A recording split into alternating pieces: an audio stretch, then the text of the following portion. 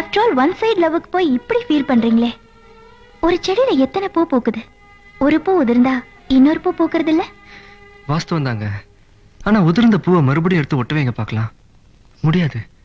அது மாதிரிதாங்க காதலும். சில பேருக்கு அது செடி மாதிரி, ஒண்ணு போச்சுன்னா இன்னொன்னு. சில பேருக்கு அது பூ மாதிரி, ஒரு தடவை பூத்து உதிர்ந்ததுன்னா அவ்வளவுதாங்க, மறுபடியும் எடுத்து ஒட்ட வைக்க முடியாது. அது மாதிரிதாங்க என் காதலும். லவ் ஃபெயிலியர் ஆன எத்தனையோ பேர் வேற கல்யாணம் பண்ணிக்கிட்டு சந்தோஷமா இருக்கலையா?